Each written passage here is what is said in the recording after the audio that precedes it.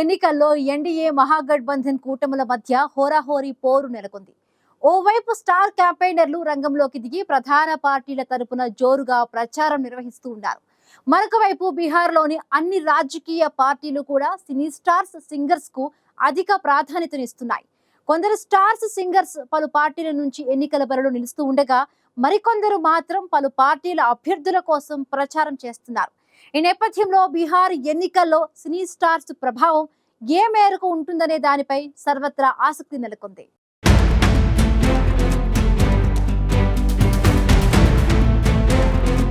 Bihar assembly ఎన్నికల్లో విజయం సాధించేందుకు రాజకీయ పార్టీలు అస్త్రశస్త్రాలు ప్రయోగిస్తున్నాయి.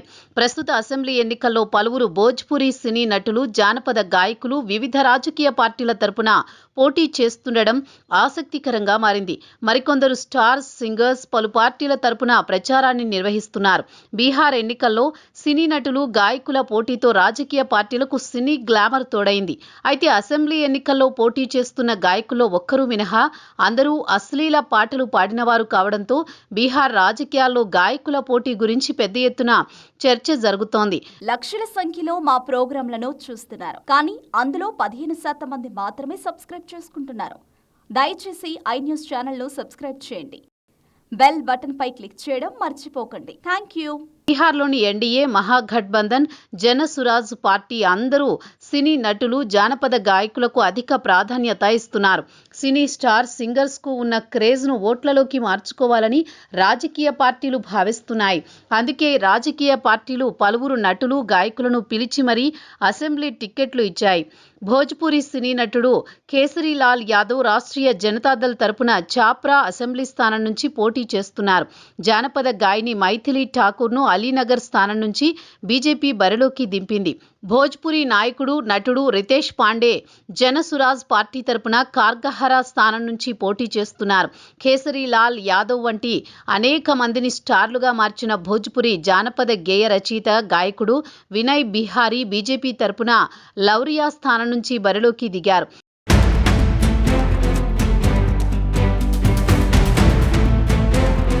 మరోవైపు Bhojpuri star hero Pawan Singh BJP తరపున ఎన్నికల ప్రచారానికి సిద్ధమవుతున్నారు. బీహార్ అసెంబ్లీ ఎన్నికల్లో ఆర్జేడీ తరపున పోటీ చేస్తున్న భోజ్పురి నటుడు కేసరీలాల్ యాదవ్ కెరియర్ తొలినాళ్లలో అనేక అశ్లీల పాటలు పాడారు.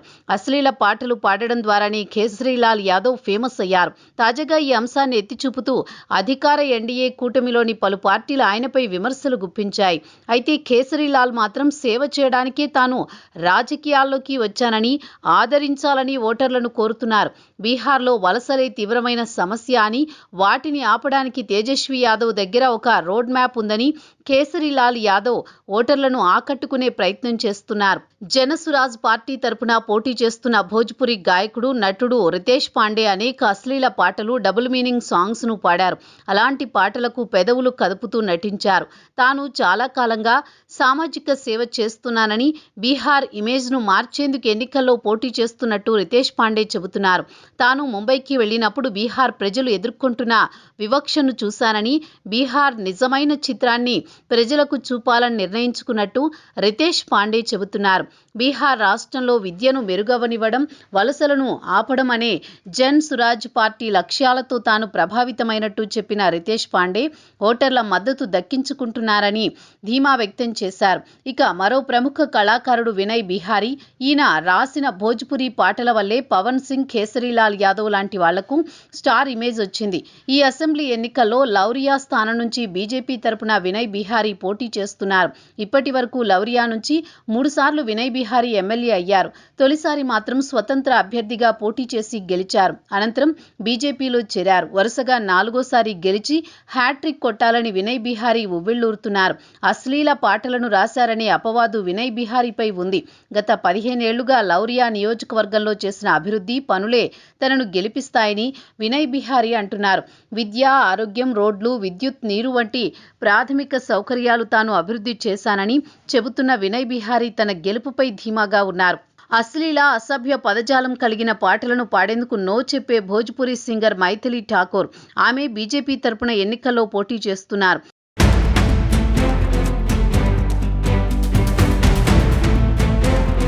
తద్వారా బీహార్లోని మిథిలా ప్రాంతంలో సాంస్కృతిక సంబంధాన్ని బలోపేతం చేసుకునే వ్యూహాన్ని బీజేపీ అమలు పరిచింది. అశ్లీల పాటలకు దూరంగా ఉండే మైథిలి ఠాకూర్ క్లీన్ ఇమేజ్ను తమకు కలిసొస్తుందనే ఆశాభావంతో బీజేపీ ఉంది. ప్రధాని మోదీ, సీఎం నితీష్లతో ప్రభావితమైన రాజకీయాల్లోకి వచ్చానని మైథిలి అంటున్నారు. ఎన్నికల్లో గెలిస్తే అలీనగర్ను ఆదర్శ నగరంగా మారుస్తానని మైథిలి చెబుతున్నారు. భోజ్పురి గాయకుడు, నటుడు పవన్ సింగ్ తొలుత బీజేపీలో చేరారు. అయితే 2024 లోక్సభ ఎన్నికల్లో కరకట్ స్థానం నుంచి స్వతంత్ర అభ్యర్థిగా పవన్ సింగ్ పోటీ చేశారు. దీంతో అక్కడ బీజేపీ బలపరిచిన ఎన్డీఏ కూటమి అభ్యర్థి ఉపేంద్ర కుష్వాహా ఓడిపోయారు. అనూహ్యంగా కరకట్ లోక్సభ స్థానంలో సిపిఐ ఎంఎల్ అభ్యర్థి గెలిచారు. ప్రస్తుతం పవన్ సింగ్ బీజేపీలో లేరు.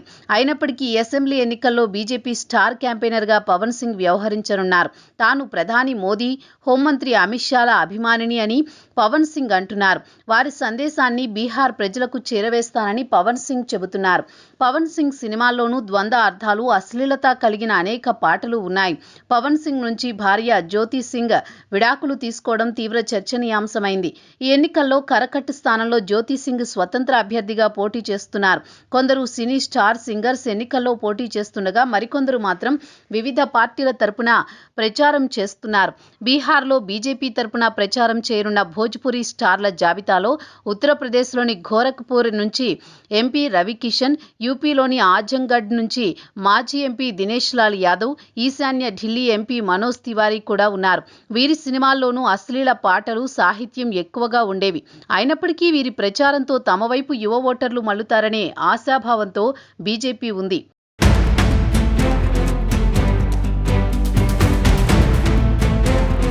బీహార్ అసెంబ్లీ ఎన్నికల్లో భోజ్పురి స్టార్లు, సింగర్స్కు వివిధ పార్టీల నుంచి అసెంబ్లీ టికెట్లయితే దక్కాయి. కానీ వాళ్లు గెలవడం అంత సులభం కాదనే అభిప్రాయాలు వ్యక్తమవుతున్నాయి. మైథిలి ఠాకూర్ సహా ఎన్నికల్లో పోటీ చేస్తున్న భోజ్పురి స్టార్లందరూ సొంత పార్టీల నుంచే వ్యతిరేకతను ఎదుర్కొంటున్నారు. ఎందుకంటే ఆయా పార్టీలు దశాబ్దాల తరబడి అంకిత భావంతో పనిచేస్తున్న కార్యకర్తలు, నేతలను కాదని సినీ స్టార్లకు టికెట్లు ఇచ్చాయి. భోజ్పురి స్టార్లు, సింగర్స్ ఫేమస్ అనే పారాషూట్ సాయంతో ఈజీగా అసెంబ్లీ టికెట్ పొందారు.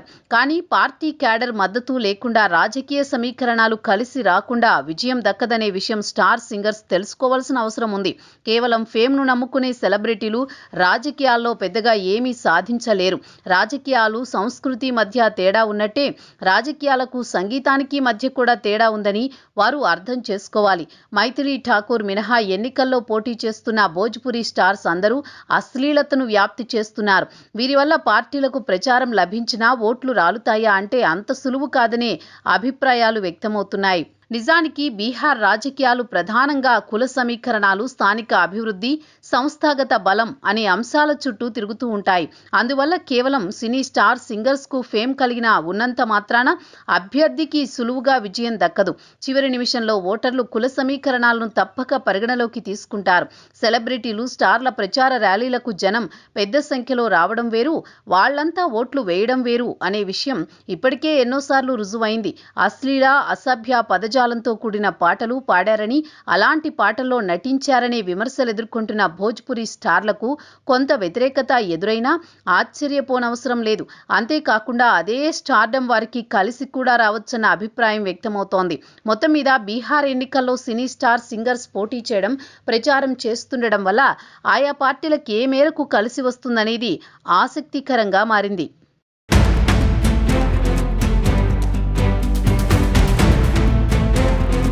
బీహార్ అసెంబ్లీ ఎన్నికల్లో పలువురు భోజ్పురి స్టార్స్, సింగర్స్ బరిలోకి దిగుతూ ఉండడంతో ఎన్నికల సమరం ఆసక్తికరంగా మారింది. మరికొందరు స్టార్స్, సింగర్స్ వివిధ పార్టీల తరపున ప్రచారం చేస్తూ ఉండడంతో వారి ఫేమ్ తో పార్టీలకు ఓట్లు పడతాయా లేదా అన్నది ఇప్పుడు బీహార్ రాజకీయాల్లో చర్చనీయాంశంగా మారింది.